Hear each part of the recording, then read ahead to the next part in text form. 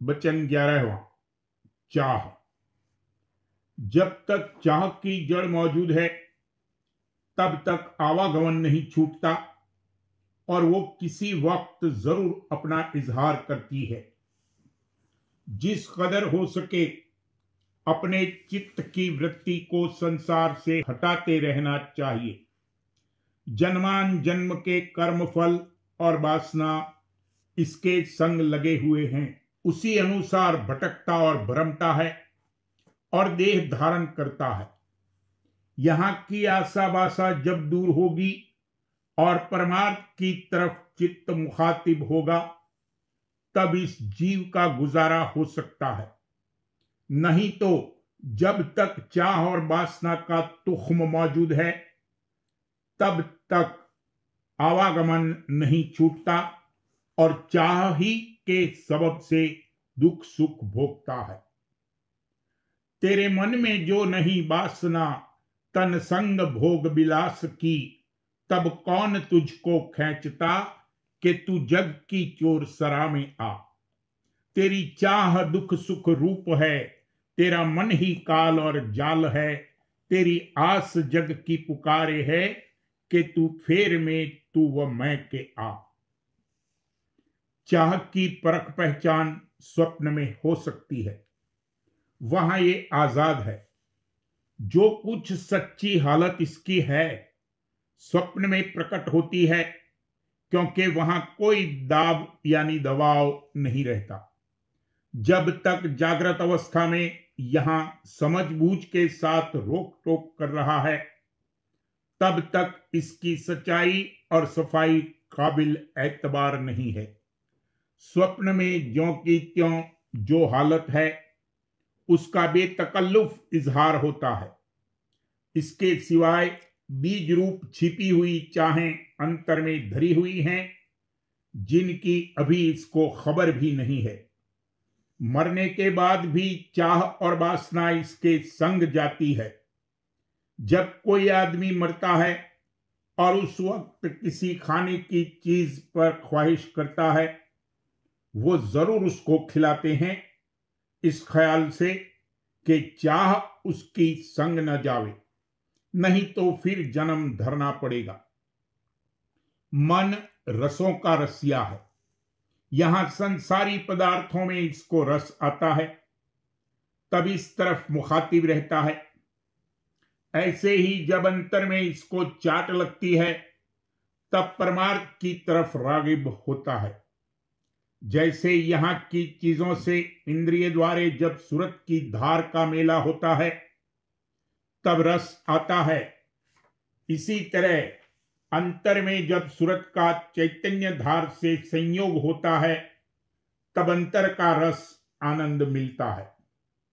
जुआरी और शराबी को जुए और शराब में इस कदर रस आता है कि खाना पीना पेशाब पखाना भी भूल जाता है। अगर परमार्थ में इस कदर तवज्जो नहीं तो वह परमार्थ कैसा है जिसमें के सरूर और आनंद दिन दिन बढ़ता जावे, वही सच्चा परमार्थ है। तब रोज बरोज संसार से इसकी तवज्जो हटती जाएगी और परमार्थ में विशेष होती जाएगी। और फिर जैसे जुआरी या शराबी को जब जरूरत पड़ती है तब अपना कामकाज भी कर लेते हैं, मगर चित्त उनका जुए या शराब में रहता है। ऐसे ही भक्तजन जरूरत के मुआफिक अपना रोजगार पेशा भी कर लेते हैं, मगर चित्त उनका अपने भगवंत में मशगूल रहता है। जैसे तन मन इंद्रिय बुढ़ापे में शिथिल और ज़ईफ हो जाते हैं, ऐसे ही भक्ति करने से चाह और वासना दुबली और कमजोर होती है, मगर जब तक जड़ उनकी मौजूद है तब तक काबिल एतबार नहीं। फिर इसमें पत्ते और नई नई डालियां निकलती हैं और चाह हरी और सरसब्ज हो जाती है, जैसे कि कितने ही ऋषि मुनियों का हाल हुआ था। दृष्टांत, श्रृंगी ऋषि अकेले वन में रहते थे, पवन का आहार करते थे और एक बार दरख्त पर जबान मारते थे। राजा दशरथ के औलाद नहीं होती थी। वशिष्ठ जी ने, जो कि उनके कुल के पुरोहित थे, उन्होंने कहा कि विधि पूर्वक यज्ञ क्रिया और हवन होगा, तब बेटा होने की उम्मीद हो सकती है। और ऐसी क्रिया सिवाय श्रृंगी ऋषि के और कोई नहीं करा सकता है। राजा दशरथ का हुक्म हुआ कि जो कोई श्रृंगी ऋषि को यहां लावेगा, उसको हीरे जवाहिर का थाल भरकर मिलेगा। एक वेश्या ने कहा, मैं ले आती हूं। वो वहां गई, देखा कि ऋषि जी बड़ी समाधि में बैठे हैं। जिस दरख्त पर के जबान लगाते थे, वहां एक उंगली गुड़ की लगा दी। ऋषि जी ने जब जबान लगाई, चाट लग गई। पहले एक दफा जबान मारते थे, उस रोज 2 दफा मारी, दूसरे रोज 3 बार मारी। इसी तरह रस बढ़ता गया और ताकत आने लगी। वो वेश्या जो छिप के बैठी थी, उसने हलवा पेश किया। तब थोड़ा थोड़ा हलवा खाने लगे। बदन जो दुबला था, वो पुष्ट होने लगा। ताकत आई, माई पास थी, सब कार्रवाई जारी हो गई। 2-3 लड़के हुए। किसी बहाने श्रृंगी से वेश्या ने कहा, चलो राज दरबार में, यहां जंगल में लड़के भूखे मरते हैं। बेचारे उसके साथ हो लिए। 2 लड़कों को दोनों कंधों पर उठाया और एक का हाथ पकड़ा। पीछे वो माई साथ चली।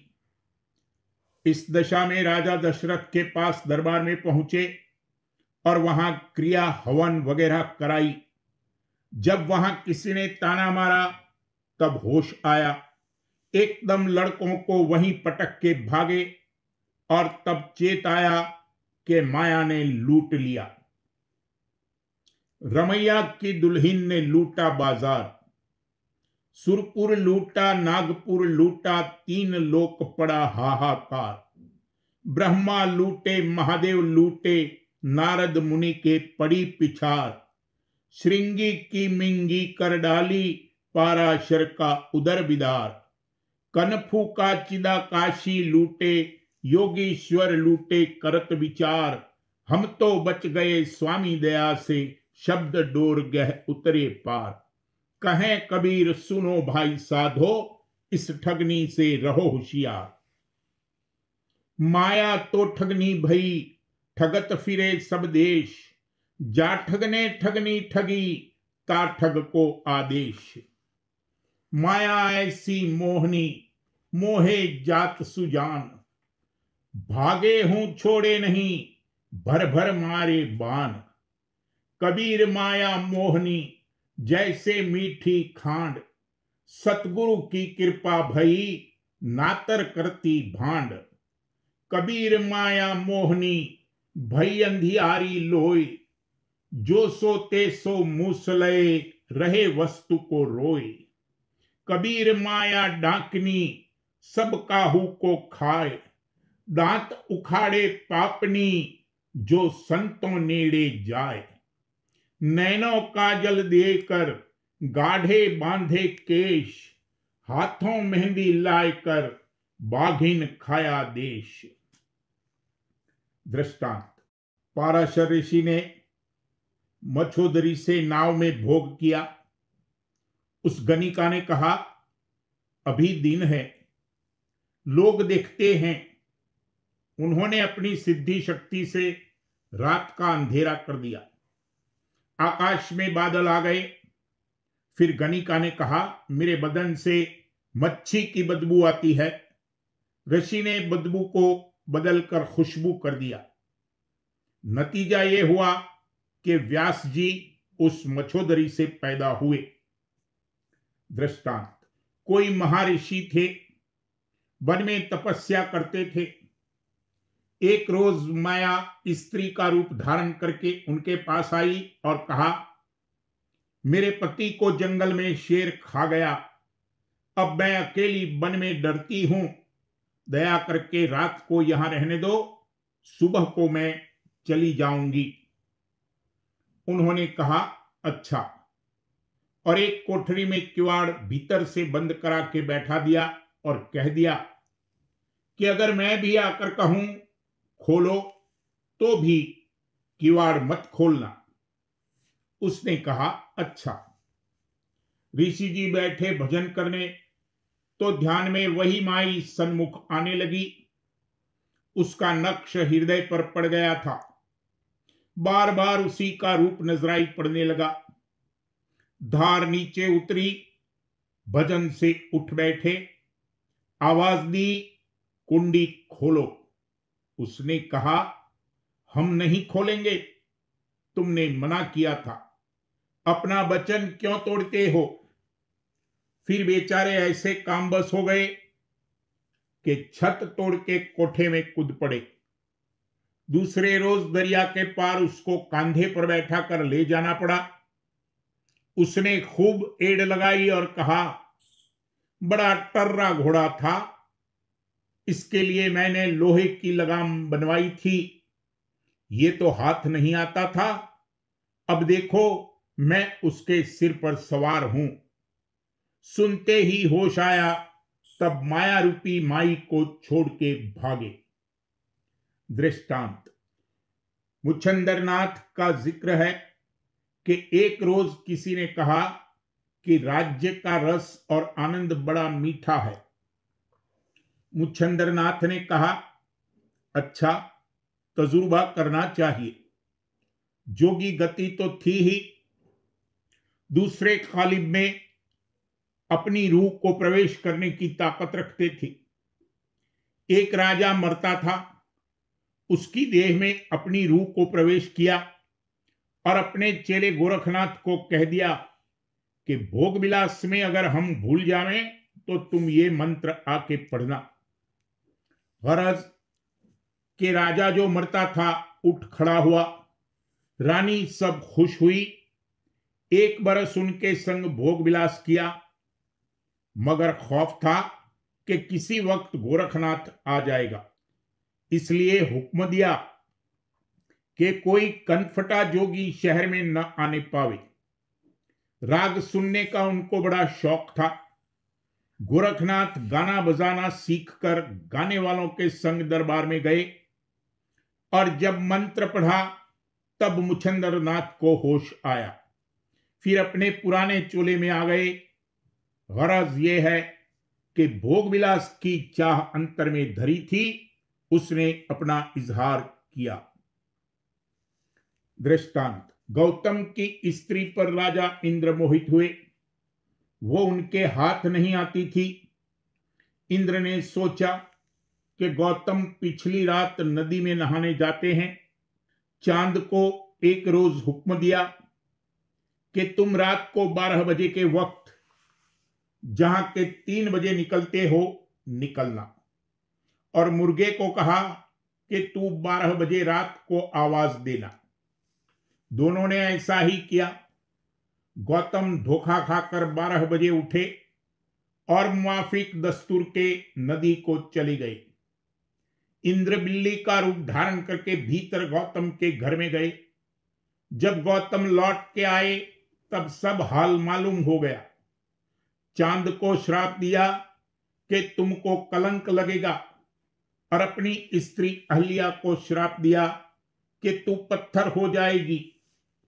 मुर्गे को कहा कि हिंदू तुझको अपने घर में नहीं रखेंगे, और इंद्र को श्राप दिया कि एक काम इंद्री के बस तूने ऐसा अत्याचार किया, तेरे शरीर में 1000 वैसी ही इंद्रियां हो जाएंगी। दृष्टांत। इसी तरह नारद मुनि का हाल हुआ। उनको अहंकार हुआ कि हम इंद्रिजीत हैं। विष्णु जी के पास जाकर कहा। विष्णु बोले, हम बड़े खुश हुए। नारद जी लौटे तो देखा कि एक स्वयंवर रचा है। उसमें शरीक हुए। ख्याल गुजरा कि राजकन्या हमारे गले में हार डालेगी। कहने लगे कि हमारी तरफ तो देख, मगर उसने दूसरे के गले में हार डाला और उन पर तवज्जो भी न की। नारद जी को अपने सुंदर स्वरूप का फख्र था। किसी ने वहां उनको आईना दिखलाया, देखा तो सुअर का मुंह हो गया है। बड़े शर्मिंदा हुए और नाराज होके भाग गए। दृष्टांत, शिव जी का भी यही हाल हुआ था। पार्वती ऐसी सुंदर और मोहनी स्त्री थी। उनको छोड़ के मोहनी स्वरूप माया का देखा, उसके पीछे दौड़े। जब देखा माया का चरित्र है, तब अपने इष्ट देव को श्राप दिया कि जैसे हम स्त्री के पीछे दौड़े हैं, वैसे ही तुम भी दौड़ोगे। इसी से त्रेता युग में राम अवतार हुआ। सीता के पीछे बन बन दौड़ना पड़ा। ब्रह्मा का भी यही हाल हुआ। सावित्री उनकी बेटी थी, वो पीछे स्त्री हुई, इसीलिए ब्रह्मा की पूजा नहीं होती है। बाज वक्त अभ्यास में अजीबोगरीब तरंगें और चाहें नमूदार होती हैं और ये घबराता है कि क्या मामला है। पेशतर तो मेरे में ऐसी चाह और वासना नहीं थी, अब कैसे नजराई पड़ती है। लेकिन घबराना नहीं चाहिए। अंतर में जो छिपी हुई चाहें धरी हुई हैं, वो प्रकट करके खारिज की जाती हैं। जिस कदर अभ्यास और गुरु स्वरूप का ध्यान करता है, उतनी ही मलिनता दूर होती है। जैसे छाछ में नाज फटकने से कूड़ा करकट झाड़ा जाता है, ऐसे ही गुरु का ध्यान करने से गोया गुरु रूपी सूप से चाह और वासना रूपी कूड़ा करकट निकाला जाता है। जब तक चाह और वासना का बीज अंतर में मौजूद है, तब तक वो खतरनाक और खलल अंदाज है, काबिल इत्मीनान नहीं है। कहने का मुद्दा यह है कि चाह की जड़ जो अंतर में मौजूद है, किसी वक्त जरूर सरसब्ज होती है। चमरिया चाह बसी घट माही, गुरु अब कैसे धारें पाए। दुख सुख नित ही आवे जाए, कर्म फल भोगत मन के माहे। शुद्धता सब ही भागी जाए, प्रेम और भक्ति नहीं ठहराए। विरह अनुराग निकासे जाए, करूं क्या कोई जतन अब नाहि। बहुर फिर गुरु ही ले ही बचाए, नाम बिन करे न कोई सहाय। करूं अब सत्संग शरण समाए, शब्द में निस दिन लगन लगाए। राधा स्वामी किन्हीं दृष्टि झुमाए, चमरिया घट से भागी जाए। चाहत चमारी चूहरी, अति नीचन की नीच। तू तो पूरन ब्रह्म था, जो चाह न होती बीच। काहू न मन बस कीना जग में, काहू न मन बस कीना। श्रृंगी ऋषि से वन में लूटे, विषय विकार न जाने। पठई नारी भूप दशरथ ने, पकड़े अयोध्या आने। सूखे पत्र पवन भखी रहते, पाराशर से ज्ञानी। भरमे रूप देख गनिका को, काम कंदला बानी। सोई सूरपति जाकी नार, सुचि से निस दिन ही संग राखी। गौतम के घर नार उर्वशी, निगम कहत है साखी। पार्वती सी पत्नी जाके ताका, मन क्यों डोले। खिलत भये छवि देख मोहनी, हा हा करके बोले। एक नाल कमल सुत ब्रह्मा, जग उपराज कहावे। कहें कबीर इक मन जीते बिन, जीव आराम न पावे।